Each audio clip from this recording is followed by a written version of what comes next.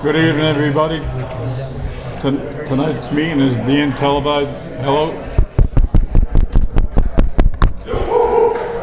Hello. Tonight's meeting is being televised by Area 58. Present tonight is Tina Kenyon, Gerald Joy, David Fry, and Melina Amadi, and myself, Kashaya Nazrella. We're going to start first with the cell tower, and we'd like to come and explain what's going to go on from here on. Oh, come on. Good evening. I have 9 copies of the supplemental memo that was filed. Is it okay if I just approach and give these Sure. to you? Thank you. You do also have 9 copies of the application materials. Yep. Thank you.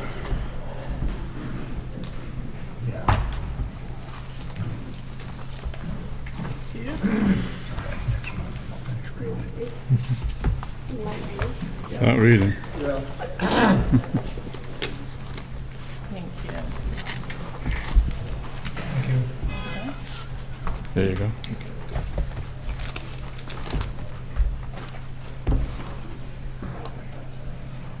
Go ahead. Thank you very much. Good evening, Chair and members of the Zoning Board of Appeals. My name is Alexandria Castaldo, Phillips and Angley. I represent Industrial Tower and Wireless Communications LLC. Sorry, Industrial Tower and Wireless LLC.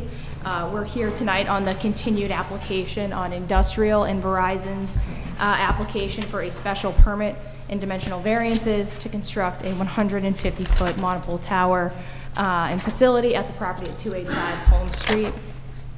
I've just provided members of the board the supplemental zoning memorandum that was filed ahead of tonight's hearing, which addresses certain questions and comments that were raised at the July hearing, as well as provides the board with information about a recent amendment to the variance standard in Massachusetts. And so the memo granularly goes through all of these topics, but I'm just going to hit the 4 main principal issues briefly, unless the board has any questions. So the first issue would be on July 9th, Governor Healy signed into law the 2027 fiscal budget, which contains substantial amendments to the variance standard in order to loosen that standard. Under the prior variance standard, an applicant needed to prove a substantial hardship, as well as meeting certain requirements, all of which needed to be met together. Under this new standard, it's now a practical difficulty standard, and the board can consider the benefit to the public and the applicant versus any detriment to the community or their neighborhood. Excuse me. And so under this new standard, the applicants would be seeking to amend the prior memorandum because it's our view that under this new standard, the applicants do meet the standard for the dimensional variances requested for the tower and the communications facility.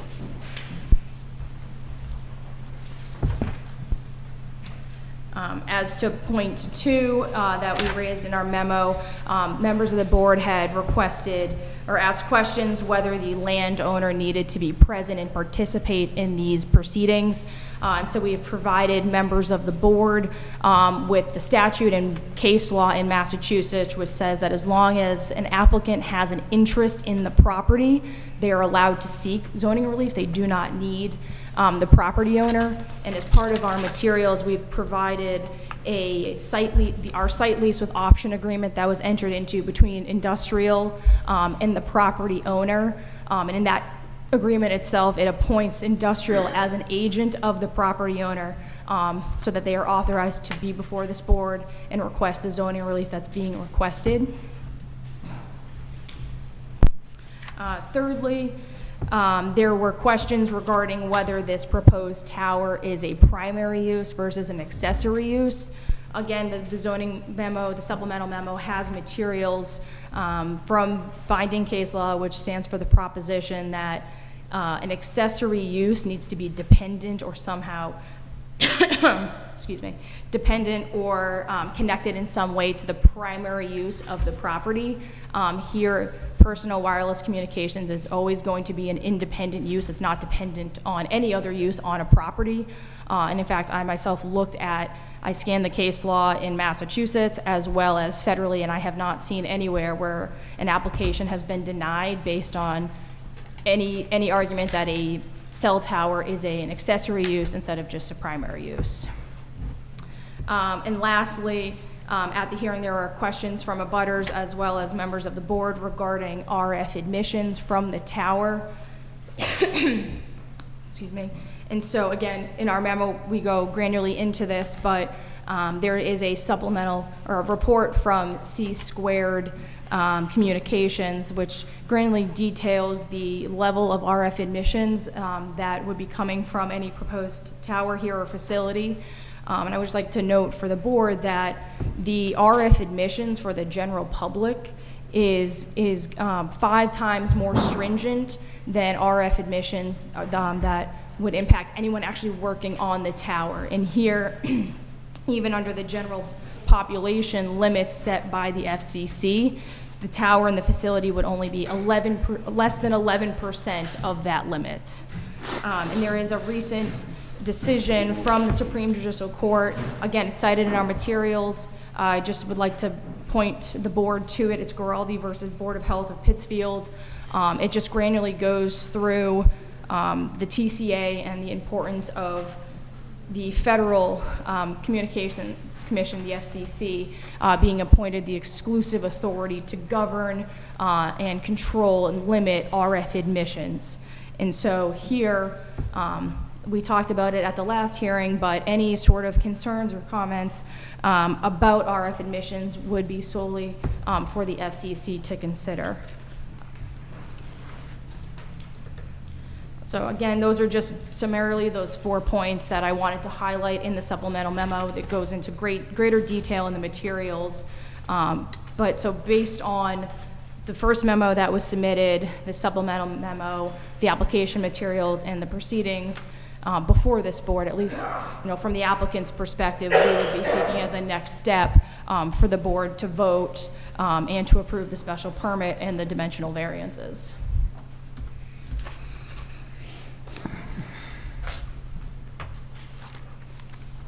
You want to read the letter that we got from the lawyer?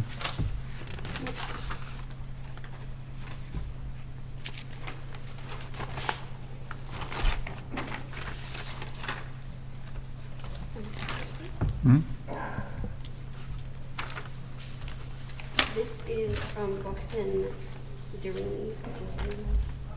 Durensis? Yep. The letter is to Dear Chairman Nasrallah. This letter is intended to guide the Halifax Zoning Board of Appeals in evaluating the application for the industrial wireless tower and Verizon Wireless for a special permit to construct a 150-foot monopole style wireless telecommunications tower at 185 Home Street and a dimensional variance to reduce the setback requirements of section 4G, 4H through I of the zoning bylaws. Because this application involves a wireless telecommunications tower, the application must be evaluated in compliance with Federal Telecommunications Act of 1996, the TCA, which is coined by 47 U.S.C. 151 at sequence. Note the special permit and variance are just some of the approvals needed in order to construct the cell tower. A brief explanation of the Telecommunications Act. The TCA was enacted to encourage rapid deployment of new telecommunication technologies. As a result, the TCA limits the ability of municipalities, such as the town of Halifax, to regulate the location and construction of telecommunication facilities, such as telecommunication towers, by preempting local bylaws that conflict with the TCA. Practically speaking, it means that where a telecommunication tower is authorized under Federal Telecommunications Act, a municipality cannot prevent the tower from being constructed, even if the tower would otherwise violate the municipality's local bylaws. All telecommunication facilities must comply with federal law, including federal requirements concerning radio frequencies, sometimes called RF emissions, federal law, and therefore prohibit the municipality from regulating cell towers based on radio frequency emissions as long as radio frequency emissions comply with federal regulation. Proposed project. As stated above, the applicant seeks to construct a 150-foot monopole tower at 285 Home Street, which is in the industrial district. Under the town's zoning bylaws, such towers are to be set back at least 150 feet from the property line and 500 feet from any existing buildings. Because the proposed tower would be situated between 40 and 65 feet from the property line, within 231 feet of an existing building, this applicant seeks dimensional variances to construct the monopole tower. The applicant has submitted the RF report from Keith Valente, which states that the proposed tower would address the gap in cellular coverage. There does not appear to be a dispute that the area surrounding the location of the proposed tower is a dead zone for cell phones. Issues to be addressed. Can the ZBA deny the special permit and variances requested? If there is a gap in cellular coverage, that would be addressed by the proposed tower. The ZBA cannot deny the requested variance because doing so would violate federal law, specifically 47 USC 332C 7B, because the denial would prevent wireless service from being provided. A number of issues has been raised regarding why the variances should not be granted, but the following are not legally supported reasons to deny the variance. And we have Bulmer versus Planning Board of Wellfleet, 238 F3D 117121. Local zoning ordinances apply only to extent they do not interfere with provisions of the Act. And this is from our attorney. Is this more? No, this is the other one. Okay. That's the other one. Anybody from the board wants to say something?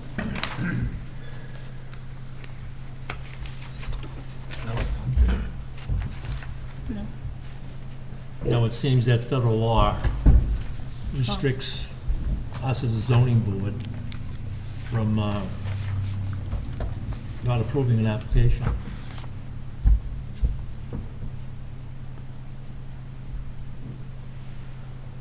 So it's not all the federal requirement. Has there been a study done that there is a dead zone in that area? Yes. Yep, and that is detailed granularly in the first zoning memorandum and the materials that were submitted to the board. When was that study done? We saw it last month. Last month? It was part of the presentation. Uh-huh. I can point the board directly to, let's That's see this one? here. 7, thank you. So in tab 7, there's an RF report from C² Systems, and so it granularly goes through how one finds a gap in coverage and then how big that actual gap is, which here it spans multiple miles depending on the cell frequency. So this is going to be a secondary use, not the primary use, right? What's the The cell tower is going to be a secondary use? Sorry, can you say that last part? The cell tower is going to be a secondary use. The cell tower is a primary use. There's So a that was building one on of the, there. sorry, what's Not that? if there's a building on there. Sorry, I can't hear you. Not if there's a building already on the property. There's a building That's on the primary property right use. now. There is a building, yes, but that's so fine. under the zoning bylaw, there's no express prohibition against 2 primary uses on a lot in Halifax, and so that's what I was mentioning earlier here. I mean, I've never seen a case regarding a cell tower where this is an accessory use. Just the definition of an accessory use means it has to be dependent on the primary use, and here, a cell tower is its own independent use. Just so you're aware, there is a primary use for that property now. It has a business. It applied for a certificate of occupancy, so there is a primary use of the building. There is a primary use of? All right. All right. I think what strikes me as funny is what we heard from some of the people after the meeting last week was that even though there was a cease and desist issued from the Conservation Commission, work was still being done under the cover of darkness, and their yards were being destroyed. And that doesn't bode well with me, that a company's coming into town and putting something up even though they were told no because the federal government says they can. There's nothing been done on the cell tower that has started work. I'm just telling you what the people had told us Sure. that are in the neighborhood. I have no proof of that. I have not seen that particularly myself, but that just doesn't bode well with me particularly. I don't think this is good for the neighborhood. I don't think it looks like anything else in the neighborhood, and I know that's one thing we consider. I don't know that based on this, we have anything to say about that. But I'm sure that everybody here is just dumbfounded that the state can just say, yeah, you can do whatever you want in anyone's neighborhood. Sure, I mean, all I can say is I know that it has not been any of the applicants that are coming in and doing work on any cell tower. I mean, we've been before your board and we're waiting on a decision from your board. I do know that, again, it's not relevant to the application that's before the board here, but I do know that there was some proceedings with the Concom about a stormwater management system. And so I would think that if there's any work being done, it's on that. Go ahead. Mike Brogan, building commissioner. The work that's being done on the site now is the stormwater management system that was in court and has been made. They have to do that. That has zero to do with the cell phone tower. She's 100% right. They haven't even put a shovel in the ground. The work that's being done right now is concrete structures going in the ground for stormwater management that's been needed to be done for a couple of years. It's finally being done. But if it's ruining the neighbors, if the neighbors are coming to us and saying it's ruining our property, that's problematic. Do you agree? Well, I don't understand what that is. Their pool's now leaking, their backyard has sinkholes. That's what they were telling us last time. I have no, Has got nothing to do with But putting the does cell that has tower to up, do is it? with Of the course it tower? does. It wasn't happening before the cell tower. Does it have anything to do with the tower? It wasn't happening prior to the tower But- or any of this work. What's in front of us is the tower that has nothing to do with two different things. Not really. Not really. whether the cell phone tower went in or not, that work was going to Has to be be started done. this week because of a court order from a while back, right? So the cell phone has nothing to do with the drainage on site that had to be done anyway, right? That everybody's been fighting to get done on the site is now being done. So just so you don't put the two together. Yeah, we're just going by what people are saying I and putting understand. together. That's why I wanted to get this. You got anything? Anything, because Huh? I don't have anything really. See, it pretty much tells us Yeah. we don't have much of a voice here. No. Yep. Thing. Don't have anything to say. I mean, we don't have much of a, thing to go on, but if we have to say yes to it, It would be and a- if we don't, it's gonna be done anyways. Because the FCC is gonna overrule us anyway. And, Someone has a. what do you think, David? Wisdom, yeah. Me? I don't like it, period. But what are you gonna do? Well, let's see what the... Do you have any other comment? Do you have a comment? All right. No, we do have some. No, someone here, that's, two people have their hands raised. Go ahead. State your name, please. Tom Pratt, 10 Arrowhead Path. I have two questions, one of which might be addressed earlier. We couldn't hear everything from the start. Has the fall zone been addressed? And number two, well, I guess I'll start with that. Has the fall zone been addressed? You want to answer that? Sure, so in the first application, the application materials that were originally filed and in the supplemental memo, there is addressing the fall zone. There is a letter that directly addresses that, and I should preface that in the 50 years that industrial has been in business, there has never been a tower failure. They themselves, they have employees, they have experts, they have engineers that construct these towers, so everything is done in-house, so they know exactly how it is constructed, and in fact, it is constructed to a higher standard than what is required. And so I just preface that because there's never been a tower failure, but even if there were, in a very rare instance, a tower failure, these towers are constructed to fall in on themselves, so it would fall within 75 feet. And so within that 75 feet, there are no buildings, it's vacant land, and it would not fall on anything to harm anyone or any buildings. Or the railroad station. What about the, active what about railroad. the MBTA? It would not- Did they say anything? Did they They're have a say in this, or? After us. Sure, yeah, so Okay. That comes after us. correct, right. We would be waiting to get the zoning relief before the board here, and then we would consult with the MBTA about this project to see, and obviously, we would get any necessary permits, authorizations that the MBTA would require, if any. State your name. All three along Home Street, shouldn't they have, to be complete applicant, shouldn't they have already got that zoning relief from the zoning, the ZOI from the MBTA prior to coming to the board and asking for relief from the town? So in my experience dealing with the MBTA, they wait till the project is finalized before considering whether anything needs to be done with the MBTA. Because until they have that, they don't know for sure where a tower is going to end up or where a foundation is going to be to determine whether it's going to be in any sort of zone of influence or any MBTA jurisdictional area. Barbara Bulchowski, 50 Alabama Road. I'm just wondering, were we supposed to get notification from all of this going on in our backyard? Because the cell phone tower would be directly, when I look out my back deck, I have an acre and a half of land and it's right in the middle. So when I look out my back deck, I have a beautiful view of the cell tower.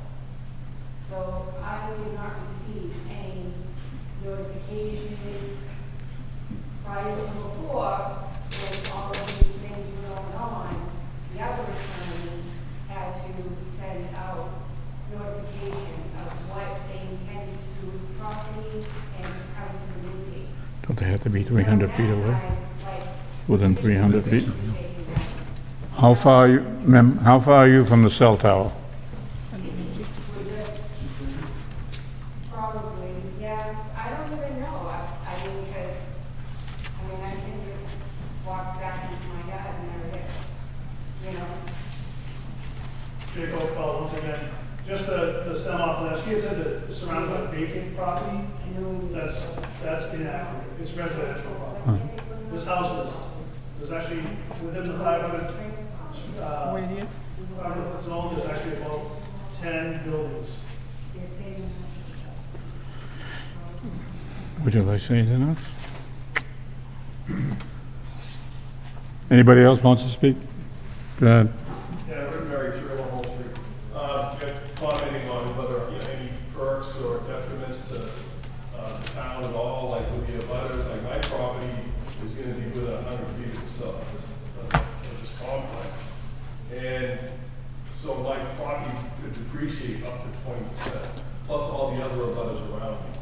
So FCC and the state and everything, they're gonna come in and make them do it anyway, but in the meantime, say my property's worth $1 million, I'm taking a hit of $250,000 on my property value because of the cell tower. And plus the other abutters that are done, they'll be taking a hit too. I mean, you can preach all you want about RF waves, everything else, but I go to sell my property or anybody does, nobody's gonna believe that. They don't believe what you tell them. It makes my property worth a lot less. So why is it fair for me or any of the abutters to the cell tower take a loss on what they've worked for the last 40-something years just because somebody's phone number? How far are you from the cell tower? How far are you from the property that's being in? Well, probably from the footprint that that cell tower is going to have, it's probably like 80 feet to my property. The cell tower itself is still not that further away. But, you know, they approached me and it fits like a glove on my property. I was just curious about it one time and they came up and it fits like a glove. Meets all the setbacks, fall zone, everything. It's a perfect piece of property. But after I did a little research and thought about it, for what they offered me to put the cell tower there, it's just far outweigh, it's just what my property would lose in value plus my abutters, it far outweighed any benefit at all. So now you approve this tower, and here I am back in the same boat, plus other abutters, the house is going to be the property worth less. How is that fair? Whether how's the federal government or whoever think that that's fair to somebody that's, like me? They don't care. Well, That's the problem. Well, can Anybody I has just say any more something questions? to that?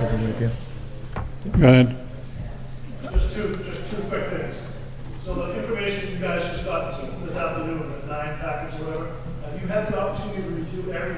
properly and to have supportive documentation to show what they put in there.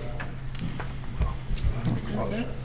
And the second thing, I just want to touch base on, can you please, or anybody on the board, just tell me in chapter 167, where it says anywhere that an industrial property can have an accessory use? If you can tell me that. It doesn't, but it doesn't prohibit it, and that's where they're getting it. So, you actually look at 167, any use specifically not in this shall be deemed prohibited.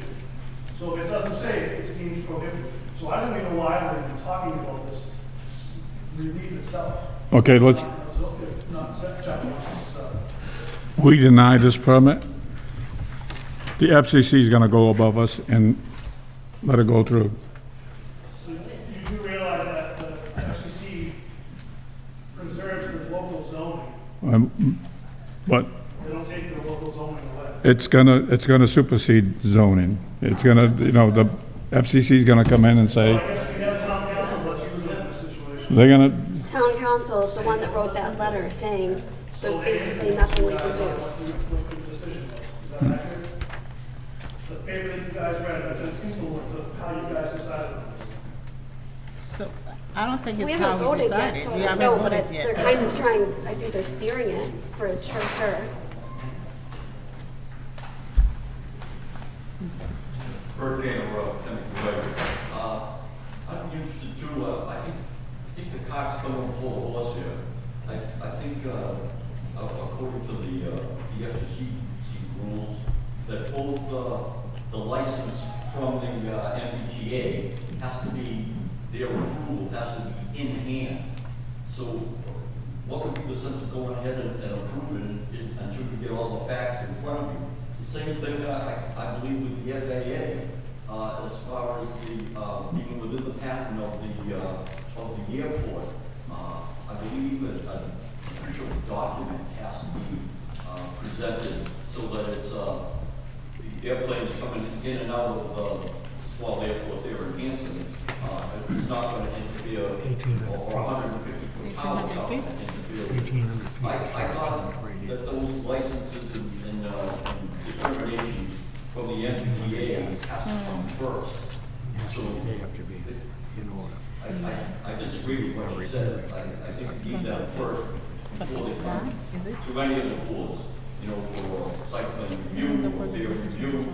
And like, I believe the building inspector made it clear, even with the drainage and the problem that the property owner agreed to, what, 2 years ago? Or is it closer to 3 years ago? Is just being done now? It doesn't make any sense to me. We've kind of, should have learned our lesson. We need those documentations in our hand before we can make a justified decision. Just my opinion. Sure. So if the board would, I mean, in tab 9 of the application materials, and then exhibit 8 of the supplemental memo are both documents from the FAA and MassDOT Aeronautics Division saying that this is not going to interfere at all with the flight path. But we heard different from the airport last month. I don't believe that was from the airport. I think it was someone that has a flight that flies No, he over was the a gentleman who tower. worked at Cranland Airport. I mean, I can only go off of what we've received from the Aeronautics Division and the FAA. Gonna go with all three on Home Street. Just 2 weeks ago, we heard an airplane take off. The engine shut off, turned on, shut off, turned on. It almost hit the treetops in my property. So for them to sit there and say, it's gonna fall on itself, fall within the property, 75 feet, what if a plane hits it? Which way is it gonna fall? It's gonna fall on her house, her property. It's gonna fall on the tracks. You can't make something fall if it gets hit. all right. Anybody else want to speak to this? Anybody want to make a motion? Chair. There's someone else? Just one more if I could. Go ahead. Tom Pratt, 10 Arrowhead Path. Just a question. It seems like the board is reluctant for any sort of positive thing here. I know we have town council in the room. Could we at least learn, if the board was to take no action tonight, what happens next? the town council in terms of delaying this decision, rather than force a vote tonight where it seems like it might be unpopular. I don't want to speak for your board or you individually, but if it's unpopular, we at least learn what happens if we take no vote tonight and push it down the line for more information. Go ahead.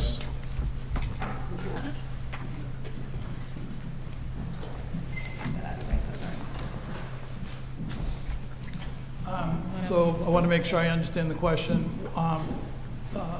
There seem to be two alternatives there. One is taking a no vote, which would be to decide on the application. The other is to continue the hearing to get more information if the board feels that it needs more information. The first is we've had the letter from my office, from town council's office, which the board seems pretty clear on. If I can crystallize anything from that letter, is that if the federal law is, which we don't make the law, our job is just to accurately tell you what the law is, which we have done, is that if there is a substantial gap in coverage and there isn't another feasible location for it, then a denial is going to be overturned. That's what the law is. In this case, the federal law does really pretty much preempt local law. We may not like it, but that's an accurate description of what the law is. In terms of additional information, I mean, other than whether there are any time limits involved here, where if the board felt that it needed additional information or needed more time to review information. I mean, if there, for example, and I'm just raising this as a sort of a hypothetical, if there were a real issue about the gap in the information that the applicant has submitted about this gap in coverage, then the board could get a peer review consultant and review that information to see if it's accurate. That's if there's a real issue about it. Well, the real issue is, I don't know if there's that much gap in there. You know, people say, oh, they lose cell phone tower. They lose their communication going through that area. But, I mean, they handed us all this information.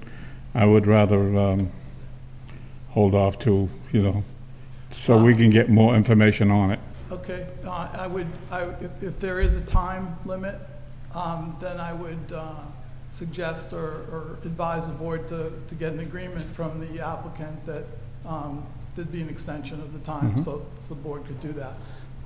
Do you want to extend it? Yeah, the most we can do is 120 days, because then it becomes automatic. Or to just have a no vote and let them overturn it. No one in this room wants it. I know nobody We wants understand it, that, but the same we token, can delay it for another month. The government works for you. Like, you can tell the government no. And this is how you have to do it, is by standing up for the people that you represent. Do you want to study it more, or I don't want to, I'm a no. I could study this whole thing. I'm a no. It does nothing for the neighborhood.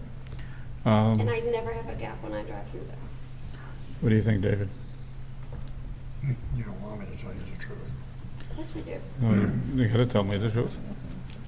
I want to know why all of a sudden we need a tower then. All right. And you? Yes. You're a yes? Yeah. Anybody want to make a motion? Here we are. I mean, I know what the No end matter result what you is going to be. change it, not changing it. They're gonna force it The down, problem They're right? gonna, is they're gonna that put it there. If we don't know, then we're going to wind up going to court. Our hearing might be in 6 more months. Huh? She just passed this because she's agree with that shit. It doesn't matter whether it's It years or doesn't matter, it doesn't matter. But you might be able to put that down a little so that it's not something that you just throw everywhere. you wanna- It doesn't work with the neighborhood. Do you want to make, Well, I fully agree it doesn't work with the neighborhood. do you want to make a motion to continue, or do you want to make But the if my motion hand- to my to hands vote are on? tied. Huh? I know what my vote is. I understand that. I'm asking if you want to make a motion. If you guys want to review this further, then we'll make I'd a motion. rather review it. Okay, then we'll and- make a motion for If you wanna review it, Extension to you're gonna review review this. it. All right, you want to make the motion? Still gonna Go do it. ahead. motion Huh? to extend. Oh, there's one, two, Besides, before there's we a couple go. of people down here that still. Go ahead. Robert Clark, 66 Cedar Lane. I would just say that you would deny it. If they're gonna take over, let them take over.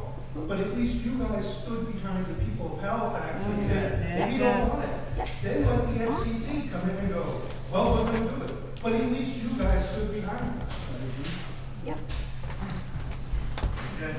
So you wanna Give wait? you substantial evidence that it doesn't fit your burden on this property.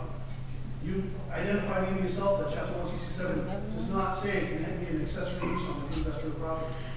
Again, like I said, you can show me where it says it in chapter 167 bylaws, that they can have an accessory use with the primary use. Then by all means, go ahead and approve it, but it doesn't say it. So what do we follow? Do we follow the bylaws? Or we just say, yeah, let's just go by what town council's saying, and just do what they want? Okay. As far as them saying they exhausted every avenue to put a cell tower anywhere, have they approached the town at all? I mean, as far as I know, I don't know when they really approached. You know, they said they've approached every avenue. You know, what about that vacant lot where the dog pound used to be? Exactly. In Valdana. That's a perfect spot right there, nice vacant lot, there you go, perfect spot for a cell tower. Now, we have a motion on the floor to extend this, so we can read all the information that we have. Anybody gonna second? Second. We got a second? Yes? Marlena? Yes. To extend it? Yes? Yes. We're gonna extend this till next month, and so we can go over this stuff and try to get more information, and we'll go from there. What's that? What's the date of the next meeting? What's the date for next, September 13th? Yes. September 2nd Monday. Danielle, can you confirm it would be September 13th? 14. 14th. 14th, please? Yeah. Yeah. Yeah, I don't know where that is. Oh, it's in the decisions. And we're gonna take all this shit home and read it, right? Yep.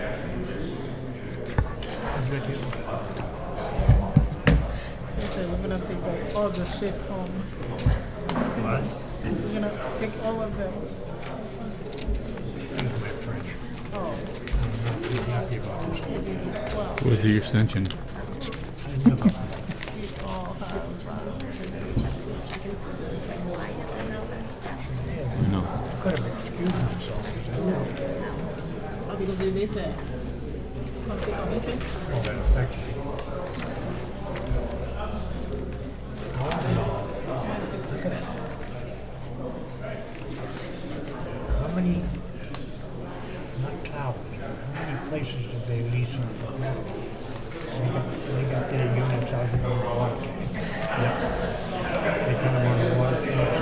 So I see an extension of the, Right here. oh, you got, okay. they got shovel it and there's a cell tower down on 58, right before coming in. There's a tower right there. Yeah, I don't know what the range. What's the date for the extension? Nope. September what? 14. 14? 14. There you go. I got it. You got it. I'm the I guess I'm the secretary.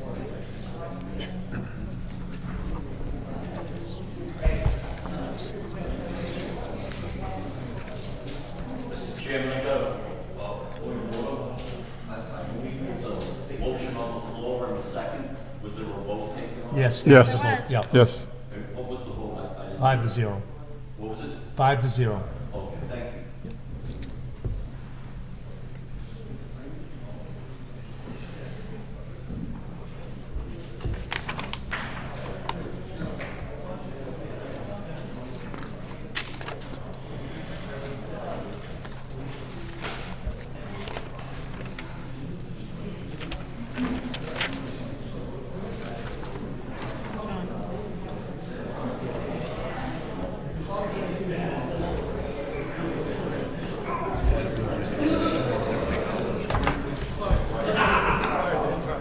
So you guys voted to continue it? Continue, yeah. But you should say a date and time certain Yes. for the announcement, right? Yes, we're putting it on the, Okay, great, just let me make sure. on I got all the, this paperwork. On the 40B, you're gonna be here? This is our first one, we've noticed. All right.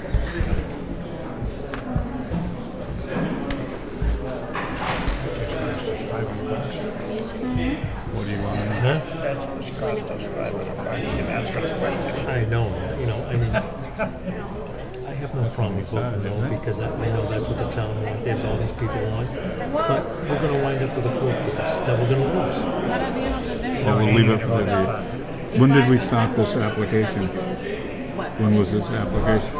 Last month, July. Right, but I asked when it was filed. Physically, When the petition was filed. I So don't we have saw any. most of the document, we don't No. see anything. That's in the entire Binders, one. TP. I know. Are you doing cedar now? Yeah. And then things we can change, we change them. Things we go by, go by. This is clear, black and white. So, federal law, You can't change the 40B. federal law, it's That's the state state. law. It's the state law. Not only state law, it's federal law as well. Submitted on 5/15. Hmm? 5/15. Okay. That was May, right? May, June, July, August. How many days did we say? 100?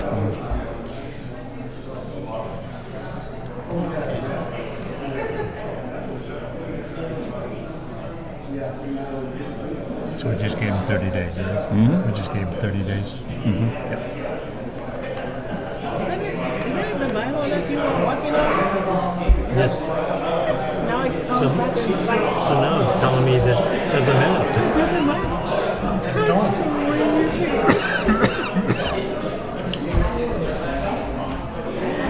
Oh my goodness. But again, funny thing is, when the language is vague, so you might say there's nowhere it says that, but the other party might say there's nowhere that you said you can get it. There you go.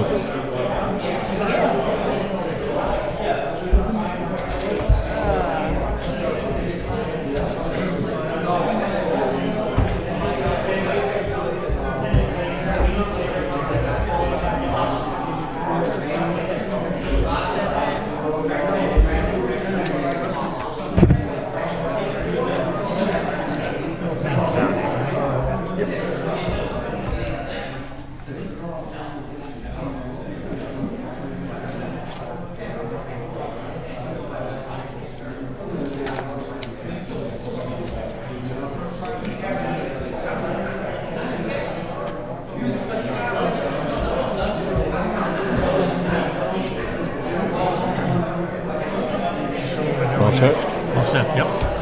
0 Cedar Lane, yeah? Excuse me. Hello? Time out. Time out.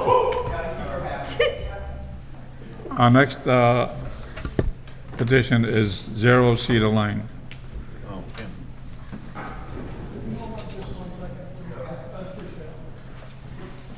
Gotta announce that, continue. The date and time continued, Oh, For the other hearing, we gotta announce that, so everybody knows. you wanna, let me see that application? Yep. Jean's got it there. The application for ZBA 26-5 for industrial towers will be extended till next month, September 14th at 7 p.m.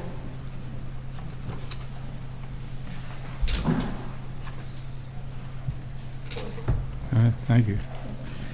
Cedar Lane, 0 Cedar Lane. You wanna read that to him?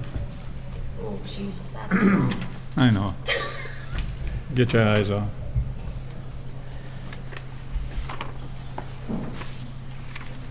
Some of the questions we had last month during the meeting were the ownership, because a lot of stuff is in trusts.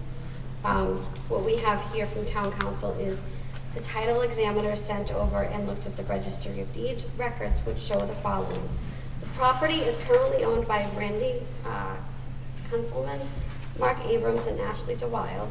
Prior owner, 1995 to 2025, was MAM Realty Trust, trustee Ralph Morris and Tracy Harmoning and Marie Annis, who created the lot through a subdivision. A lot MAM Realty Trust purchased from Ranch Trust, Anna Montieri, and that same lot that MAM Realty Trust sold to the current owners.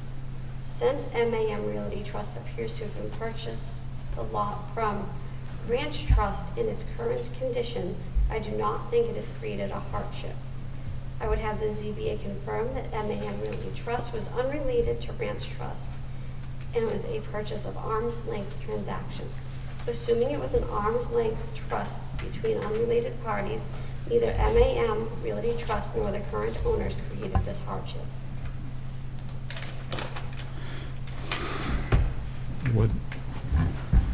So you own the property, you didn't get inherited from your relatives or anything, No. so the property you bought from, Registered. we showed clarified that yeah, the property was supposed to be, he bought the property from a trust company. And at the beginning, we thought he had, it went through a family, but it did not. So the gentleman now wants to build one house on 2 acres of land with the septic on one side and the house is on the other. And this is his 3rd meeting here, and now we know that he did not buy the property from his relatives, that he bought it from a realty trust.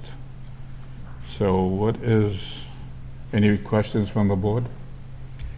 And this is the only house that's gonna be built in that? That's the only house you're That's why gonna we be, set the house in the middle of the lot, so you can't subdivide it up anymore, the 2 acres into 1 acre parcel. So we're gonna put the house in the middle of the lot so you can't split it. Okay.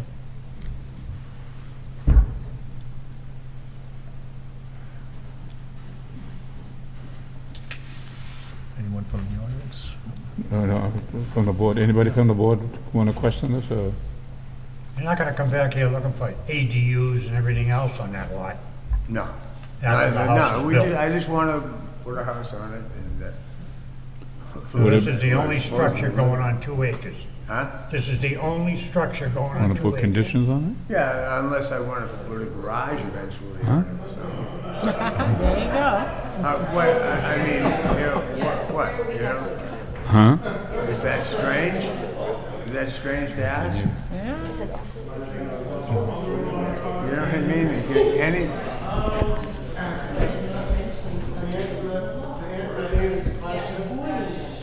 To answer David's question, any house in this town is allowed to build an ADU. That is, Dover Amendment, that is not even on, we can't even discuss that. So any house can build an ADU in this town, just so you understand, single-family residential. Yeah, but the whole thing we're doing here is we're putting one structure on 2 acres. I understand that. We have structures on a half acre, they can have an ADU, because they can take the basement and finish it and put it in. I understand that. That's all I'm saying, is that this is, you can't say that you can't do an ADU, because now you're going against. State law, so we The can't do state that. law. Why are we even here? What? Why I are we? don't wanna do that anyway. You got a guy out of county here too. That's what you don't want to do it Go now. ahead. Well, I mean, Originally, this house was going to go up one end of the property.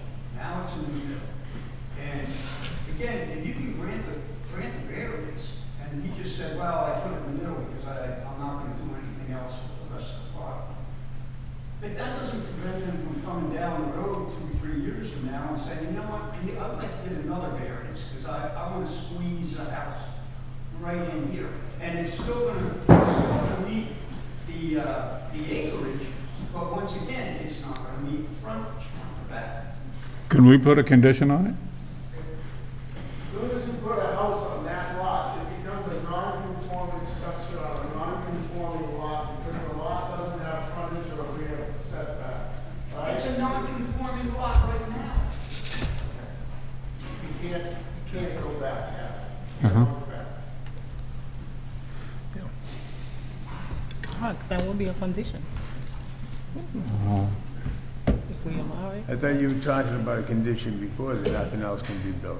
Yeah? Would you be willing to accept conditions that there's only gonna be one house on One that livable lot? house on it, yeah. And Just don't if any you can't do changes, what's that? If you were to grant this, you can't do that. The state allows ADUs on any lot now. Yeah, it's not, he's not talking, he's talking a new house. It doesn't matter. What, it does, Once you it's not. change it, you're done. But he won't be able to, I think town council should weigh in at some point here on this. I know. can you shed a little light on it? They can't say that they can't have an ADU. You can say that you can't put another dwelling unit separate from an ADU. But he can put an You ADU, can't go and put two 1,875 square foot houses on it. You can say you can't do that. But if he builds 1,800 square foot house, he can build a 900 square foot ADU, all right? And that can be in the garage, it can be anywhere, but that's not what you're trying to do is just so everyone understands. This gentleman has had that lot perked 3 times. He can put the house anywhere on the lot that he wants. He's identified the middle to try and make the neighbors more appealing. Because one time he had it on one end, one time he had it on the other end, and he's come back with a third plan. He has had it perked. He can put the septic anywhere on the lot. So he can, I think that by putting the house on one side and the septic on the other, it's the best chance for nobody to come back. I mean, zoning changes all the time. Be aware that within 6 months, 2 families are going to be standard in the whole state of Massachusetts. It's going to be a standard. If you own a single family, you can become a 2-family, and that will be law. So laws are going to change. I could just very briefly add, the board should take the application as it has been given to the board. We shouldn't talk about what do you might do in the future. It's the application that's before. that's before us right now. That's what you're voting, that's All right. before you, and that's what you're voting. Okay. All right. Anybody want to anybody from the audience? Go ahead. Michael Block, 20 Lane. You brought up the last meeting with the unbuildable lots, that the assessors made it unbuildable. Chairman, did you ever address that? I know I asked for it, and you didn't get your information. It was for tax purposes, so. It was for tax It was for purposes? tax purposes. So when the lot was sold, if it was sold to have been buildable, it should have been, back taxes should have been paid on it. But that's not his problem, that's the gentleman that sold it. So you can make a lot unbuildable for tax purposes, and then when somebody else buys it, That was done 35 years ago. I don't really care what kind of money. I mean, right now, this man bought a legal 2-acre lot. And he perked it, and he's entitled, yes. Sir? The Board of Assessors, the town, cannot, for land use permitting purposes, have any effect on the buildability of land or property. No effect whatsoever. They're about property taxes. No effect. Don't even have to consider it. Right. Then why was it listed unbuildable? It's totally separate. Property taxes. Land use, can I finish? Land use permanent, property taxes. Land use is zoning board, planning board, town meeting, property taxes. That's Board of Assessors. Nothing to do. It does not affect the buildability of a lot. Period. We looked at the building plans, and we had 2 lots that are unbuildable. Now all of a sudden they're buildable. It's kind of screwy there, but maybe everybody else can, the land they don't use, let's just put a thing in and get those taxes paid on it. And then when they sell it, they can just do it. You want to make a motion? Yeah, I'll make a motion. Makes a lot of sense. Let's get it over with. Okay. Yeah, for the motion. All right, I'll make a motion for ZBA 26-2 to approve the application as presented.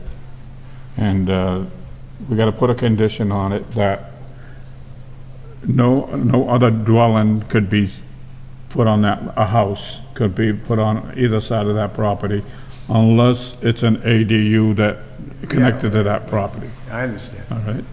Who wants to second it? I'll second it. There you go. All right. Tim, I'm in. Yes. David? Yes.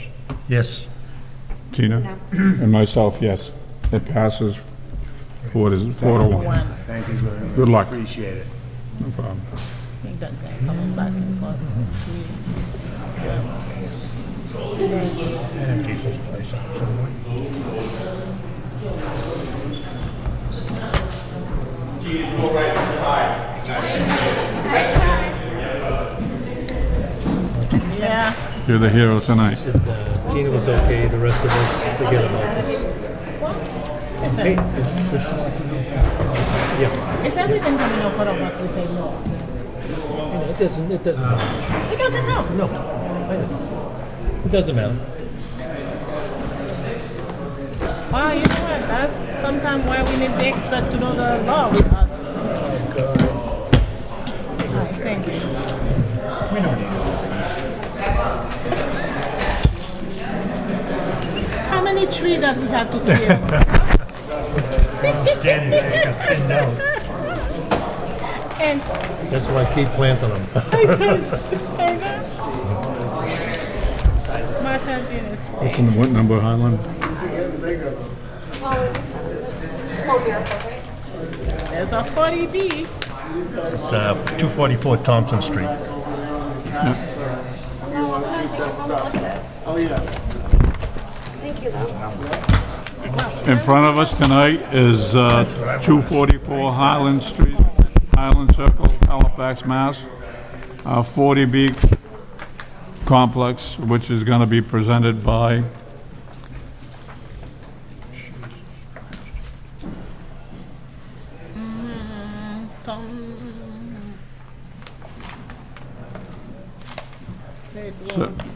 Construction. I don't know why they. You want to state your name? Yes, my name is Dean Harrison. A little bit louder. Address is 59 Lockwood Ave, Attleboro, Massachusetts. I'm the housing consultant for the applicant. Can you speak into the mic? If you're quiet, I know. I'm the consultant for Sidell Properties and Construction LLC, and I'll be representing the applicant tonight with this application. Before we get into our proposal, I'd like to give a quick, brief overview of the comprehensive permit law, Chapter 40B, which is where we're filing this permit under tonight. The comprehensive permit is a complex process, so I'll provide a high-level overview. What is Chapter 40B comprehensive permit? It's a state law to increase affordable housing. Chapter 40B is a Massachusetts law that was passed in 1969. It is goal to make sure every city and town has a healthy amount of housing that's for the working class families and seniors that can afford it. Each town is required to have 10% of their housing stock as affordable. Local zoning relief. If the town is below the 10% goal, state law allows the developer to ask for certain relief from local zoning bylaws in order to complete the development. Most usually it's density or different use, type of use in a residential or commercial area. As part of the comprehensive permit, the law, 25% of the units will have to be affordable for people earning at or below 80% of the area median income.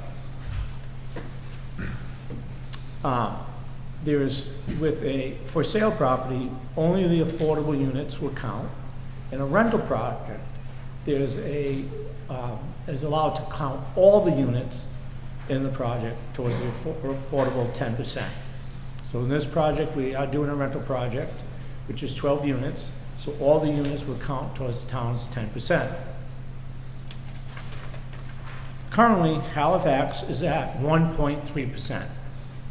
according to the latest state subsidized housing inventory, only 40 units out of 3,088 homes qualify as affordable. The town cannot automatically say no, because Halifax is way below the 10% state requirement. A developer has the legal right to propose a 40B project. The ZBA cannot deny the project simply because it's asking for relief from local zoning. There are certain requirements to file before the ZBA. Of those, there's 4 major items. First is site approval letter. A site approval letter is what I like to call the golden ticket. You receive it from the state and allows you then to submit a comprehensive permit to the local zoning board. Also, you have to show that the property, the applicant has site control. We have provided in the information I sent in the package, we provided the project eligibility letter, site control document, limited profit status, which means basically the applicant, by doing a comprehensive permit, limits his return on equity to 10% of, to 10%. And plans and architectural and engineering plans that we did submit, full-size set. Affordable under 40B does not mean low-income public housing. That's a major misconception. It is designed for households making up 80% of the area median income. Based on the local, based on the area for Halifax, to qualify, you must have no more of a maximum income for one person is $96,000. 2 persons, $109,000. I'm going to round these out. 3 persons is $123,000. 4-person household is $137,000. 5 persons is $148,000, and 6 persons is $159,000. The rents is based on, these will all be rental, as I mentioned earlier. The rents are based on 30% of somebody meeting of their income. So here, being all 3 bedrooms, the average rent, the maximum it could be was $3,427. Now, how does that compare to people in the community? I looked at some of the past statistics for town salaries, town employee salaries, and the highest municipal salary based on 2024 and 25 was $201,000.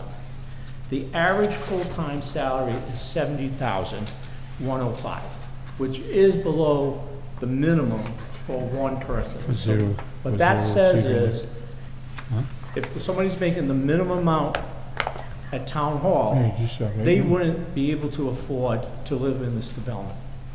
And those aren't poor people. These are your neighbors. These are your friends. They could be your family. And these are not poor people. This is for people who are earning. For example, principal assessor appraiser ranges from $75,000 to $105,000. Town clerk base pay is $73,000, $837,000.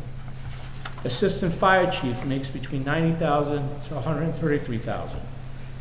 Police officer, the base salary is $61,000 to $71,000. Maintenance workers, $45,000 to $59,000. Teachers, early starting is $58,000. And then the average salary ranges for teachers between $72,795 and $99,257. So, you know, like I said earlier, these are your neighbors, these are family, these are friends. If we do a local permit, and the ZBA issues a comprehensive permit, the town can also request that 70% of those affordable units, here would be 2, would be for people who live in the community or have previously resided in the community and can move back. So that's another nice thing about doing this locally. So unless there's any specific questions to what I just presented, I will turn it over to our engineer to do his presentation on the site plan.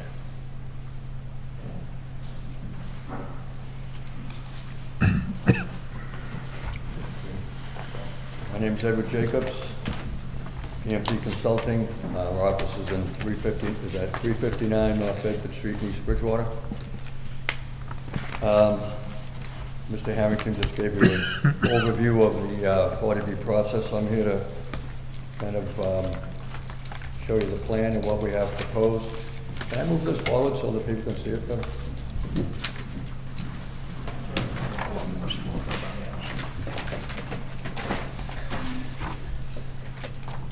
I got lots of room down here, David. Do you want me to scoot down? You can just scoot down. It's okay.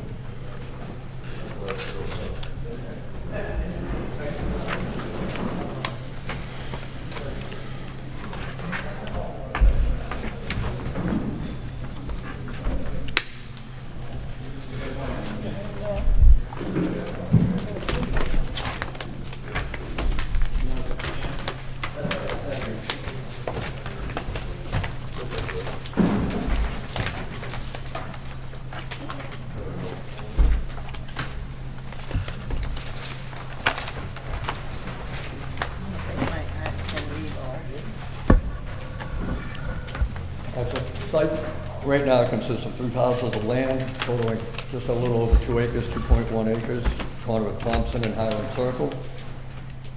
It has 389 feet of frontage on Thompson. The site slopes from the back to the front. I think I need to make it. Slopes from the back to the front, 20 feet. So the water right now is going from here all the way down to Thompson Street. We're proposing 60-foot buildings, 12 units.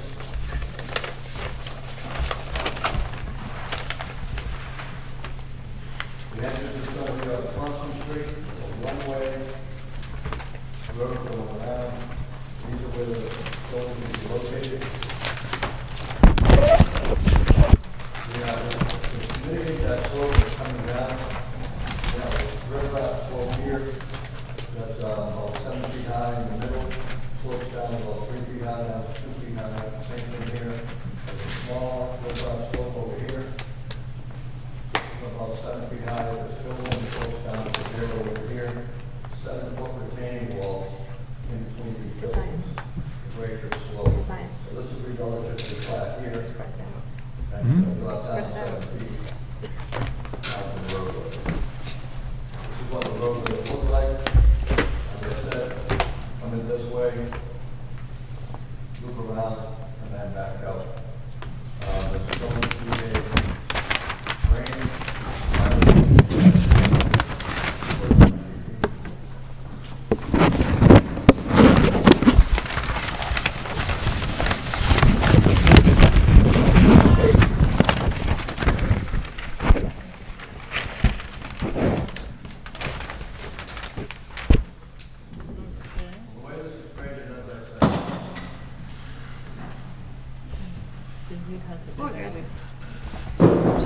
Not set up for this size paper. I agree. So, the way this is created now, it's going to slope down this way. The back of the house is going to drop 7 feet down the road. The road is super elevated, but that means it's higher on one side than it is the other. So the water is going to slope this way, and this way into this fire retention area. Then it's going to come down to the entrance right here, into a trench drain, and into this fire retention area too. The sewer, well, buildings 1, 2, and 3 are connected here into a septic system down this way. 4, 5, and 6. Sewer is going to connect in here and go to the septic system over there. We have a 8-inch water line comes in, loops back around, comes back out. Hydrant on this side, hydrant on that side. This is kind of the landscaping plan. So as you can see, we're going to have landscaping up the front. This is the borough retention area I was talking about. So this will take care of the drainage coming off the road. Come this way, that way. There's a walkway going through here. This will be like an open park area.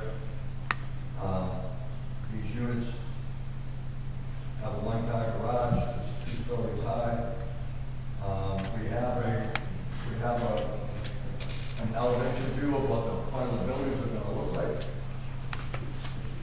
here. And you see the front, the one that these buildings 1,456 square feet. So that means it's a two-story building, so each unit will have a little over 1,400 square feet there each. A living space.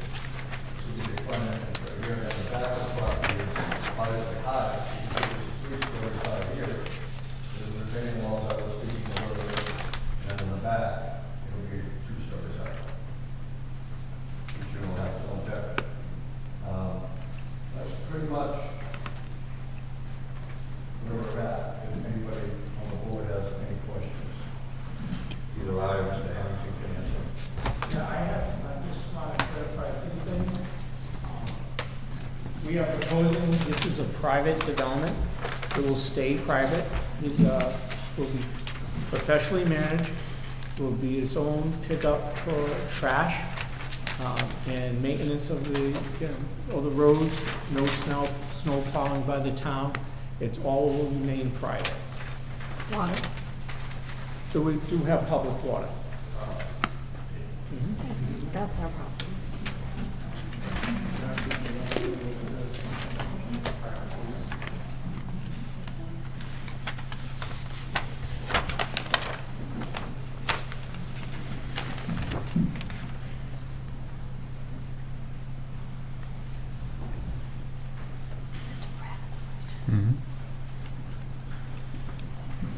Hold on a second.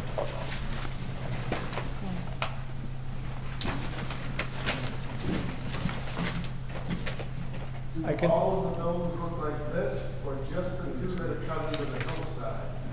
no, they all look like They're all gonna look like this, so that all garage windows from the drive. Just have one car garage. yeah, those are all, yes. I haven't got that far. Are they I all haven't either. I one can't car find it. garage? One car? One car garage and one parking. So how many bedrooms? 2 vehicles per unit. How many bedrooms each unit? Three? Three on They're all each, three on each 3 side. bedrooms? Do you have enough room for like a fire engine to go by and all that stuff? So what happens if someone has 2 cars? Do you have enough space for the second car to park Yeah, outside. In the driveway. Uh-huh. on the grass? In the driveway.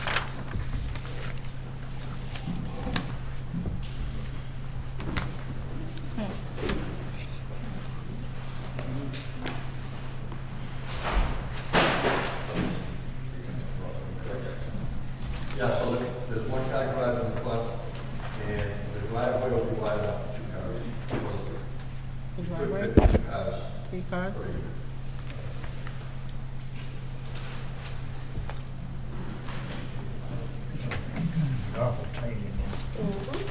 How does that affect the school system? Yeah. How does that affect the school system? That we already have enough teachers for. That we don't already have enough teachers for. We understand usually Yes, we can. from my previous experience. Hold on a second, we'll be right with you. Can you decrease the size?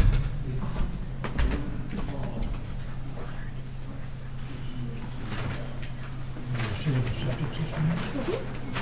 It's underneath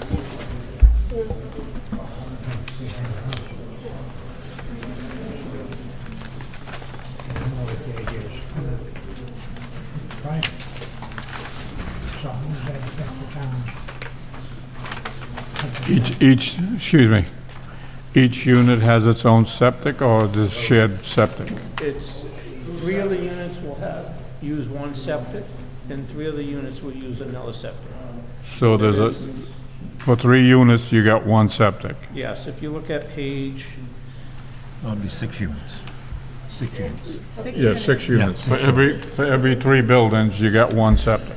yeah, 6 dwelling, 12 units. Okay, 18 bedrooms, you got one field.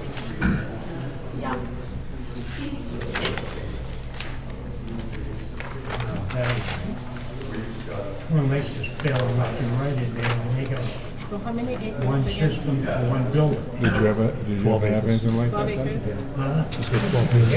18, They have enough. that That's field. decent. Yeah, I can answer the question on the septic. Yeah. And if that thing fails, we even put it. In the street. That's a lot of septic. You're pumping from this building, hey, what pumping, it's pumping the bed all the way down. So this guy, it's collection, it's coming back up everywhere.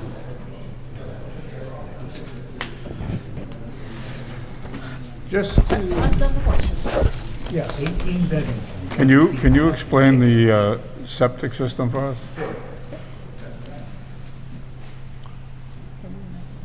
So buildings 1, 2, and 3 will flow gravity down into a 3,000 gallon, 2-compartment tank. That'll overflow into a 1,500 gallon, 2-compartment tank, and then into the septic system for building 1, the leaching field for 1, 2, and 3. Same thing for 4, 5, and 6. They'll connect, run gravity, 3,000 gallon, 2-compartment tank into a 1,500 gallon tank, and then into the leaching system. as part of the process, we are not asking for any state waivers. We have to meet all state requirements, building code, septic, all that. For local waivers, we're really only asking for a few. One is obviously to use this site or multifamily site and to do rental on it. We meet setbacks, we meet frontage, we meet all that. As I stated, we have to meet all state laws. So this will go to the Board of Health for review and approval in the sense that we meet all the state requirements. We don't have to go to conservation because we don't have any wetlands on the property. So you're gonna put this hill right straight level with the road? Is this complex gonna be level with the road? No, it grades, it goes. Or you're gonna slope it? It is already sloped. We have to No, meet. but you're yeah, gonna we move have a to lot of meet all material. requirements for drainage, You're gonna move a lot of material out of there. yes. There will be some materials being moved. This is only the first step. You know, this doesn't mean we're going out and getting the building permit tomorrow if the board approves it tonight, right? This is the first step. It's a comprehensive permit in the sense that you're acting as all the boards and all the departments within the community, within the town. After we do this, and if the board was to grant it, we then would have to then get all our state approvals, come back to the board showing that we meet all the state requirements, and come back to the board for like submitting for the building permits, which is that whole different process. This is it's beginning of a process.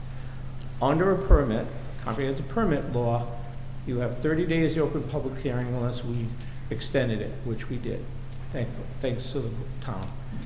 Then once the hearing is open, the public hearing is open tonight, the board has 180 days, up to 180 days to render a decision.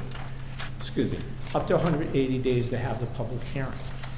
At that time, if the public hearing is closed, the town then has 40 days to render the decision. Now, the town can't just keep the public hearing open just to keep it open. If we present all our material and we have no new material to present it, we will ask the board to close the public hearing when necessary. What is typical, and I don't know if you do this within the town of Halifax, what typically is done at this point is the town will engage a peer review firm to make sure they see all our plans, they see our engineering report, our drainage reports, anything else we have provided, and they do a peer review of our information to make sure that we meet the state requirements, or if they have questions or need clarifications on that. So we're hoping tonight, after our presentation, that the board will at least take that next step to engage a peer review. I don't know if you have one that you normally use or they go out. Every town's a little different. So we're here tonight just as a preliminary, what a 40B is, what we're proposing to do, and hoping that the board will work with us to get a peer reviewer so he can answer the questions that you all have too, and confirm what we're providing to you is factual and meets all the state requirements. I think the problem here in Halifax is you could meet all the state requirements, but we don't have enough water for the people in town now. I understand that's been an issue, and I also understand that if this were to go up to the state would deny it and would require the town to provide water. It's not, it's a process. First of all, it's the process. I'm just telling you the Not yet, facts. sir. Well, I understand what you're No, saying. and that's fine, but like we went through an override this year, we don't have enough teachers in the schools, we don't have enough funding, and now we're gonna try and burden the town with more housing, more densely populated housing, and I think that that is what your town people in your public hearing is going to, you're gonna come up against. Unfortunately, because you're at the low end Well, of less because we than don't have enough 2%. water, so we're trying to be I smart. understand that, right? And I understand that, I've been doing this for 35 years and been on both sides of the table, right? All I know is I've worked on larger projects and they had the same claim. And there's hearings and decisions from the HAC Housing Appeals Committee that will put the burden back on the town to do it. And so until that point you meet your 10% or you're making progress, you're opening yourself up to 300 units or less. You can't do over 300 because of the size of the community. But you're opening up yourselves to that. I mean, we took this site into consideration. The applicant looked at the site, could do a lot more, but under his guidance and our design, we come up with, we think 12 units together, of which 3 will be affordable, is appropriate for this size site. As we said, we're keeping all the water on site, right? Yes, we're asking to connect to town water, and unless there's a moratorium right now, we have the right to continue to ask for water to service the property. do you have a question for them? No? No? Alina, Gotta go through a lot of other people before he comes back to us. you have a question?